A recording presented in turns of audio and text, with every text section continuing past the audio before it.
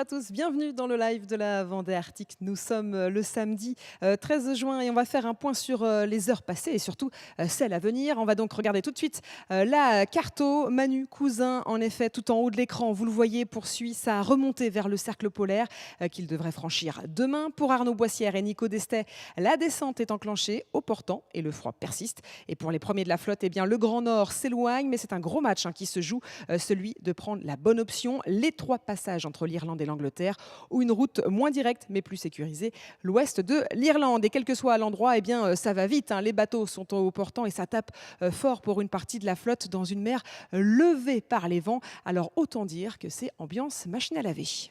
Là, clairement, c'est un peu la guerre. Je suis en plein dans les DST à ne pas... où il faut surtout pas rentrer dedans. C'est un peu stressant. Et ça fuse à une vitesse, alors qu'il n'y a pas tant de vent que ça, c'est impressionnant.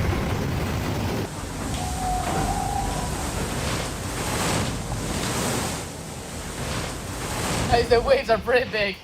I'm losing a little bit compared to Elodie Violette, but the first time really having this condition on my own on an IMOCA. Yeah, I'm trying to just be responsible. All right. Et c'est dans ces conditions que se déroule cette 7e journée de course. Souvenez-vous, il y a une semaine, les 9 skippers quittaient les Sables d'Olonne. Corentin Auro avait été contraint d'abandonner rapidement. Il ne fêtera donc pas son anniversaire en mer. Ça ne nous empêche pas de lui souhaiter. Et la course, eh bien, elle se poursuit avec des galères pour les uns, des passages de cercle polaire pour les autres. Et depuis 24 heures, l'enjeu est de faire le bon choix quant à la route retour. Ambrogio Beccaria a été le premier à prendre la décision de prendre à l'ouest de l'Irlande. Derrière, eh bien, Violette d'Orange et Francesca Klapsich ont pris la même option alors qu'Elodie Benafous et Sam Goodchild font route directe. Alors au classement, eh bien, Sam Goodchild mène évidemment toujours la flotte et ce depuis 7 jours. Elodie Bonafous le suit de très près avec un bateau identique. Derrière, le match de ce vendredi entre Ambrogio et Violette a permis au skipper italien de prendre la 3e place et l'italo-américaine Francesca complète ce groupe de chasse. À la 6e place, vous le voyez, Nico Destet contentera d'avoir en direct dans quelques instants. Et puis Manu Cousin, 8e, a enchaîné les galères et devrait passer le cercle polaire ce dimanche. Quant à Arnaud Boissière, 7e, il a passé le cercle polaire vers 20h ce vendredi. Lui qui a déjà passé 4 fois le Cap Horn sait combien il est important de faire des offrandes. Et vous allez voir qu'au cercle polaire, eh bien, il n'y a pas que des ours blancs. Alors vous voyez là-bas, là c'est le cercle polaire. Et ouais, le cercle polaire. C'est quand même pas rien. C'est pas à côté quoi. Et pour fêter l'événement, comme la tradition ne le veut pas, mais on s'en fiche un peu. C'est histoire de. Voilà, je suis déguisé en ours polaire. Hop. Eh, beau gosse quand même. Je vais faire une offrande. Du Nutella. Et je peux vous dire que moi, faire du Nutella, c'est quand même pas... Tu vois. Et vous savez quoi? Bah, le Nutella est tout froid. Allez, on va donner un peu de Nutella. Et on peut remettre le charbon. Le cercle polaire. Wouhou! Ah non, faut que je le balance là. Et voilà. Allez, on va se rhabiller, on a fait le clown. Arnaud Boissière qui avait peut-être besoin de reprendre des forces après avoir lâché sa bouée Météo France. Ils sont en effet 3 skippers à être engagés dans cette action environnementale. Objectif, eh bien, fournir des données précieuses pour affiner les prévisions météo.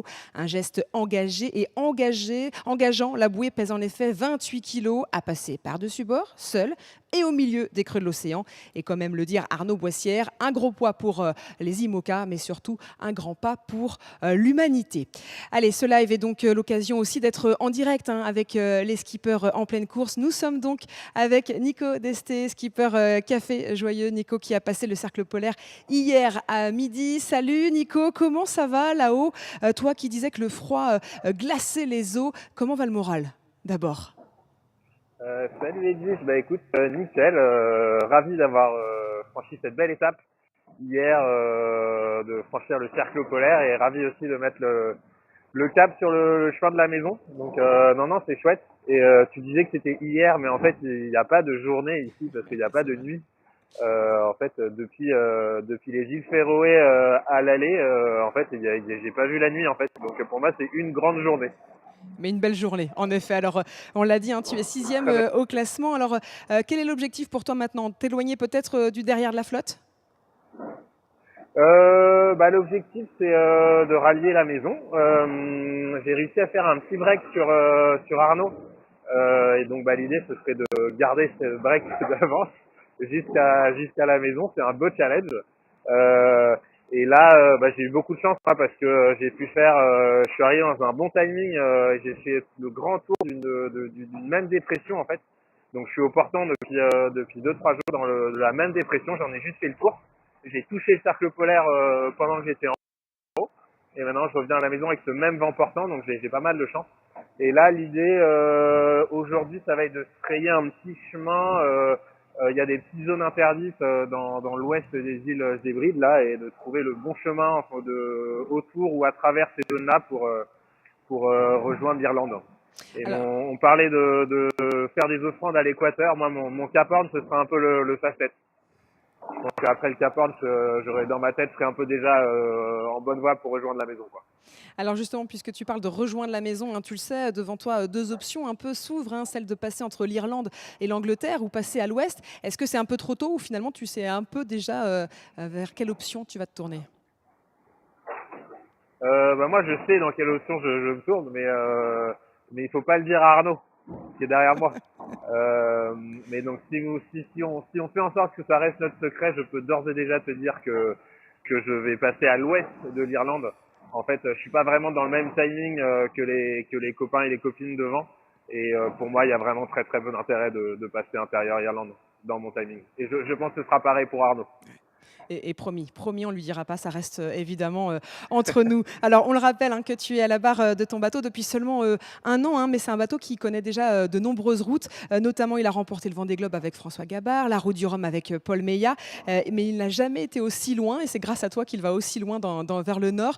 Comment ça se passe, cette création du binôme? Parce que on va le rappeler, hein, mais c'est important, ce lien avec le bateau. Comment ça se passe avec ton binôme?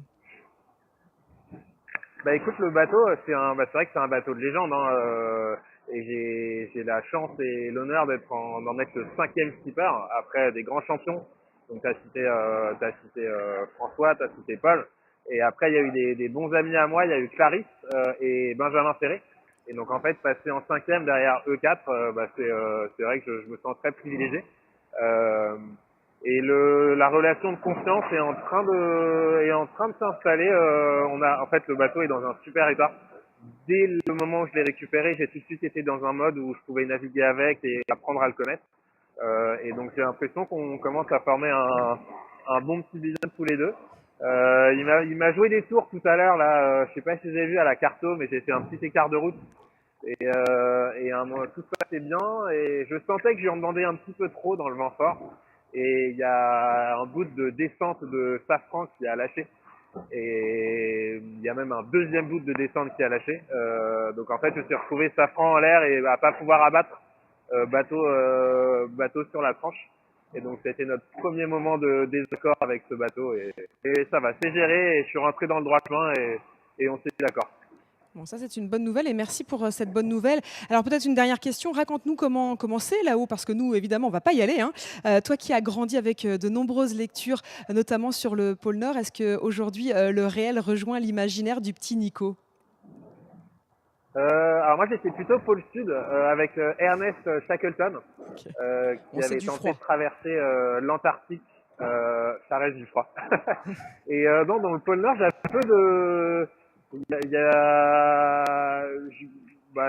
forcément j'ai des récits en tête, mais je savais pas trop à quoi m'attendre. Et bon après on va pas non plus se mentir, hein, le cercle polaire c'est encore très très loin du pôle Nord. Mais le cercle polaire, tu vois, ça reste assez symbolique, on va dire. Moi, c'est vraiment le truc qui me frappe là, c'est vraiment de naviguer 2 jours, 24 heures sur 24. Ça, c'est juste, mais ahurissant. parce que en fait, il n'y a pas de nuit, quoi. C'est jour tout le temps. Donc en fait, tu peux pas te caler sur un rythme, tu peux te dire tiens, faut que je fasse ça 2 jours, machin, non. Et en fait, la notion du temps, tu la perds complètement. Et j'ai vraiment l'impression d'avoir passé d'être sur une journée sans fin depuis 3-4 ans. Et alors pour qu'on se rende compte, pardon, hein, parce que nous évidemment, nos nuits, elles existent encore. Comment on gère ça? Parce que c'est tout nouveau pour toi. Ouais, alors après, en bateau à voile, en général, en fait, on n'est pas, enfin, je veux dire, la nuit et le jour, c'est un peu pareil dans le fonctionnement du bateau, c'est-à-dire qu'on va pas ne pas faire une manœuvre ou ne pas envoyer une voile ou fonctionner différemment la nuit et le jour. C'est juste que ça te permet de garder en tête un peu le temps qui s'écoule et de pas perdre, tu vois, le souvenir de combien de jours t'es parti, combien de jours il te reste et tout. Et c'est vrai que là, c'est un peu, tu vis vraiment dans l'instant présent. Avec ton bateau et tu t'as rien qui te rappelle à ce cycle en fait de ce rythme en fait. T'as plutôt tendance à perdre ton rythme. Donc tu vois, j'ai plus de petit déj, j'ai plus de déjeuner, j'ai plus de dîner, j'ai plus de moi j'ai toujours un coup de barre à peu près tous les jours en fin d'après-midi, mais en fait comme il y a pas de journée, pas de nuit, finalement ça tu le perds aussi. Donc non, c'est vraiment une sensation assez étrange d'être d'être il fait jour tout le temps quoi. C'est ça, mais ça ne t'empêchera pas de faire une sieste a priori prévue dans quelques instants juste après ce live. N'oublie pas quand même de prendre un café. Une dernière question très rapide. Comment on se sent, toi qui es soutenu par Café Joyeux? Est-ce que tu es un skipper joyeux? Ouais, bah c'est une chance inouïe hein, d'être l'ambassadeur des cafés joyeux. Il me donne beaucoup de force, je reçois énormément de messages de soutien, de courage et c'est vrai que ça donne beaucoup de baume au cœur. Et j'ai jamais l'impression d'être seul en fait sur le bateau parce que je sais que j'ai les 220 équipiers joyeux qui soufflent dans mes voiles et ils me le rappellent au quotidien. Donc merci à eux. Et je suis très fier de pouvoir leur dire que j'ai amené leur beau bateau jaune Nord en attendant d'aller faire le tour de l'Antarctique dans 2 ans pendant le Vendée Globe. C'est ça, rendez-vous en 2028. Avant ça, rendez-vous au Sable d'Olonne dans quelques jours pour ton retour. Merci Nico d'avoir été avec nous et on espère en effet que tous ces soutiens de Café Joyeux, mais plus largement de tout le public, te permettent de garder le cœur chaud malgré les températures glaciales. Merci beaucoup Nico d'avoir été avec nous en direct dans le live Merci de la beaucoup. Vendée Arctique. Merci. Et on l'évoquait justement avec Nico à l'instant, on va se pencher sur les heures à venir. Le leader a donc pris l'option d'entrer dans le canal du Nord. On ne cesse de le répéter depuis le début de l'émission, entre l'Irlande et l'Angleterre. C'est officiellement la route la plus directe, mais qui va demander une plus grande vigilance. Vous le voyez, il passe du rouge au bleu sur la carte, ce qui signifie qu'il quitte donc une mer très formée. Mais les vents restent présents et surtout, il faudra être vigilant entre notamment le trafic maritime ou encore les falaises. Alors, comment ça se passe dans le canal du Nord? Eh bien, Sam était en direct ce matin, il nous explique. Je suis au large de Belfast, je vois Belfast juste là-bas. Et j'ai fait un petit voyage touristique où on voit pas mal de paysages, pas mal de coins de l'Irlande. Là, je reste de la côte à 2-3 milles de la côte depuis 2-3 heures, donc c'est beau et c'est chouette. On a de la voie à la mer plate, je suis très très fier de moi, juste pour ça. On verra bien ce qui se passe après, mais au moins juste la mer plate, ça fait tellement de bien. Ce qui est particulièrement dur là, c'est que le vent est fort. C'est l'endroit qui est étroit, c'est l'endroit où il y a devant un sable qui tombe de la montagne, des montagnes irlandaises, qui passe l'Irlande et puis retombe dans la mer et c'est hyper instable. Et en soi, c'est pas très grave, ça fait qu'il y a très peu de droit à l'erreur, on est tout seul sur les bons bateaux. Il faut pas faire de bêtises, donc moi je me suis engagé ici en disant que je vais gagner en trajectoire, en stratégie, mais j'accepte de perdre en sécurité. Donc chaque manœuvre je fais en temps et heure, des changements de voile je le fais là où il y a personne, il y a de la place pour que je prenne pas de risques. Et je passe une bonne partie de début avec le voile de près ou portant. Vraiment, il faut dire que j'étais à 60% de ma vie de capacité de bateau. Il faut que j'accepte que le bateau soit en sécurité, un peu moins rapide, mais on va faire une trajectoire qui va être largement gagnant là. Alors justement, qu'est-ce qui attend Sam et le reste de la flotte dans ces prochaines heures? Eh bien, direction les Cartos. Vous le voyez en bas de l'écran, l'IMOCA bleu, celui de Sam, entre donc dans le canal du Nord. Derrière, en noir, Elodie Bonafous poursuit la même trajectoire. En revanche, les 3 autres bateaux à gauche de l'écran ont pris l'option à l'ouest de l'Irlande. Ambrogio, Violette et Francesca ont donc en effet préféré jouer la sécurité. C'est une option qui devait, sur les premiers routages, leur faire perdre du temps. Mais finalement, une bulle sans vent à partir de la pointe Bretagne sur le devant de la flotte va permettre au trio de raccrocher. Alors côté mer, eh ben vous allez le voir, hein, c'est du rouge et du bleu. Dans le rouge, des creux de près de 4 mètres toutes les 10 secondes. Autant dire que ça va bombarder hein, pour les 3 bateaux sur la gauche de l'écran. Et puis un peu plus bas sur l'écran, on retrouve l'IMOCA Massif Santé Prévoyance dans le bleu, ce qui signifie une mer plus calme grâce notamment à l'Irlande hein, qui vient protéger le canal du Nord. Sam qui devrait quitter ce passage dimanche matin. Et puis côté routage, on zoome sur les 2 leaders de la flotte, Sam et Elodie. Vous découvrez leur trajectoire pour les prochaines 24 heures. Les 2 routes, en bleu et en noir, montrent qu'ils devraient sortir de cet étroit passage demain matin. Ensuite, l'anticyclone qui arrive sur la France et qui est une bonne nouvelle pour nous, eh ben, aura des répercussions sur la course. Les vents vont énormément mollir après la pointe de l'Angleterre et le retour vers les sables devrait donc être beaucoup plus lent. Conséquence, eh bien, la flotte va se retasser et les 5 premiers pourraient bien arriver en quelques heures entre lundi et mardi. Et pour les 3 hein, qui ont choisi eh bien, l'option à l'ouest, autant dire qu'ils se sont fait des nœuds au cerveau. Mais cette fois, ça y est, le choix est fait. C'est ce que nous dit Francesca. Ciao ragazzi, chiaramente se vedete dal tracker ho preso la decisione di lasciare l'Irlanda a est, entrando nel canale di St. George che separa la Scozia dall'Irlanda del Nord. A livello di navigazione è un posto un po' complicato, passaggi un po' stretti e ci arriveremo con vento abbastanza forte, quindi insomma tutte componenti non semplici. Et vous l'avez compris, hein, le premier à avoir pris cette option, c'est bien Ambrogio, une option qui semblait évidemment plus safe, mais pas moins corsée. Là, il y a 30 nœuds et 4 mètres de mer. Et dans 12 heures, il y a 0 vent. Décidément, un des nuits les plus rudes que j'ai jamais fait en bateau.